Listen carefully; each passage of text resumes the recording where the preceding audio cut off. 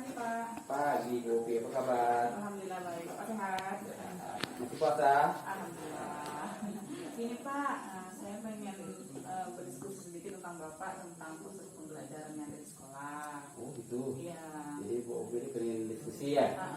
Oke boleh. Nggak waktunya nggak ada kan? Ya. Lagi istirahat nih ya? Lagi istirahat. Ya, oke.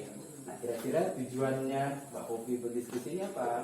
Tujuannya itu Pak, saya tuh ingin mendapatkan solusi tentang model pembelajaran serta yang agar anak tersebut, agar siswa ada di kelas tuh kalau belajar tuh harus menyenangkan dan tidak monoton.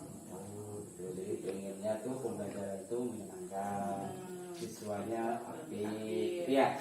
Oke, nah, memangnya pembelajaran yang biasanya Bu Upi lakukan di kelas itu seperti apa? Kalau saya tuh lebih menerapkan pada hasil belajar siswa Pak dan kurang bervariasi. Jadi itu saya tuh ngajar tuh lebih sering monoton gitu. Artinya misalnya ceramah gitu ya, atau tanya jawab gitu ya. Oh itu jadi pembelajarannya untuk kayaknya kayak orang tuh modelnya masih konvensional. Iya. Oke, nah sekarang kalau pembelajaran seperti itu, nah kendala yang dihadapi Bu Upi saat mengajar itu apa? Siswa tuh lebih banyak bosan Pak, bosan dan kurang semangat dalam belajar, seperti kayak ngantuk kayak gitu. Kalau tadi ditanya ngerti tadi materinya ngerti, tapi nanti dibahas lagi malah enggak. Hasilnya pun ya berdampak sama nilai itunya, hasil siswanya. Kira-kira nih kemungkinan yang Bu Upi ambil sebagai langkah dalam menyelesaikan masalah pembelajaran yang Bu Upi hadapi saat ini itu seperti apa? Saya akan melakukan pemetaan nih Pak berdasarkan kondisi awal siswa, baik dalam kesiapan belajarnya, minatnya maupun profil dari belajarnya gitu. Laku pemetaan. Saya pemetaan ini saya ingat nih kemarin kan saya tuh ikut di dalam modul guru penggerak yang saya ikuti itu kan ada namanya itu pembelajaran berdiferensiasi. Pernah dengar nggak Bu? Belum tahu. Pembelajaran berdiferensiasi itu adalah pembelajaran yang dimulai diawali itu dengan melakukan pemetaan. Pemetaan itu pada profil siswa, minat belajar siswa, dan kesiapan siswa dalam belajar. Nah ini bagus dan berarti Bu Upi ini sudah mengarah pengen mempraktekkan pembelajaran berdiferensiasi. Nah tentunya sebelum melakukan ini kan tentu sebagai guru kan kita harus membuat apa dulu? Membuat RPP kan? Nah berarti Bu Upi harus juga membuat RPP yang berdiferensiasi. Nah sekarang selain melakukan pemetaan ini kira-kira ada nggak alternatif cara-cara lain yang Bu Upi bisa lakukan? Ada Pak, ada dua sih, lebih ke menyiapkan media pembelajaran yang ada di depan siswa, sama mengajak siswa sekali untuk belajar keluar kelas, tapi itu tergantung materinya. Kalau kita menyiapkan media ini kan Bu Upi kan ada bahasa nih, berarti kan medianya kan tentu larinya ke mapel bahasanya tadi kan. Kalau belajar di luar enak juga nih ya, karena kan kita lihat sendiri kan kondisi kita di halaman ini kan dulu di luar. Nah sekarang jika nih dalam pelaksanaannya Bu Upi mendapatkan hambatan atau kendala, nah bagaimana cara Bu Upi menyikapi kendala tersebut? Saya sih akan minta bantuan, dukungan, dan saran dari Bapak. Boleh.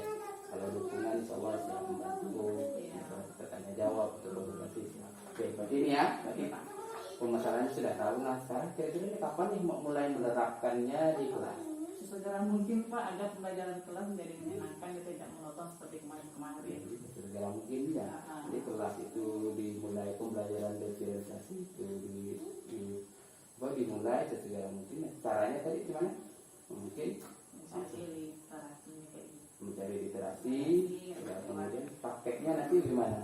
Contohnya misalnya praktek pembelajarannya mungkin ngajak anak kemana biasanya? Biasanya ke luar kelas gitu kan, tergantung materi, contoh materi puisi nih Pak. Kan kadang kalau anak buat puisi di kelas kan sering ngeblank, buntu. Jadi kalau misalnya pembelajaran di luar kelas tuh mereka bisa lihat, tapi kondisi sekolah kita kan masih asri gitu kan. Jadi dengan dia belajar di luar pun mereka lebih fresh gitu lah, kalau mau dapat ide itu cepat kondisinya kayak gitu. Kemudian bisa juga kita melakukan misalnya buat di sini ya berdasarkan hobi atau minat kan. Soalnya ada anak laki-laki kan yang hobi main bola. Jadi boleh saja dia buat puisi bertemakan atau yang hobi musik juga seperti itu. Sekarang kira-kira ini ukuran keberhasilan rencananya ini apa? Agar siswa menjadi lebih aktif dalam belajar, Pak. Jadi mereka berpengaruh pada nilainya juga. Kalau siswanya aktif, nilainya pun juga ikut bagus. Siswa aktif, kegiatan belajarnya pun jadi apa? Lebih menyenangkan, lebih hidup, itu kan tidak monoton, dan dampaknya jadi apa? Hasil belajarnya juga bagus. Lebih baik lah dari sebelumnya. Tidak ada ya dari rencananya. Ukuran tuh.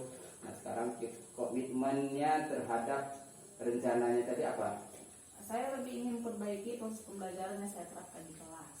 Ya, jadi pembelajaran yang tadi monoton menjadi berubah sedikit ya. Dengan adanya media tadi. Dan model pemetaan tadi ya. Dan mudah-mudahan ini bisa juga tahun-tahun lain mencontoh. Ya, tahun-tahun lain bisa contoh dan bisa juga menerapkan di makul-makul yang lain. Gitu. Nah kira-kira yang bisa bantu Ibu Popi dalam menjaga komitmen ini apa? Saya lebih bertanggung jawab dan keinginan untuk memperbaiki diri setiap proses pembelajarannya. Alhamdulillah itu kan karena Bu Popi pun masih baru, masih muda, profesionalismenya pun masih bagus nih ya. Jadi rasa tanggung jawab ini jangan sampai kita apa ya, kita antipati lah ya, dengan model-model. Jadi kita sering-sering cari-cari literatur untuk mencari-cari model pembelajaran yang bervariasi lagi. Ya. Sebenarnya Bu Opi saya rasa insya Allah Bu Opi bisa. Ya. Ada lagi Bu Opi yang mau disampaikan? Ya itu aja sih. Terima kasih banyak ya Pak atas informasinya. Terima kasih Pak. Assalamualaikum.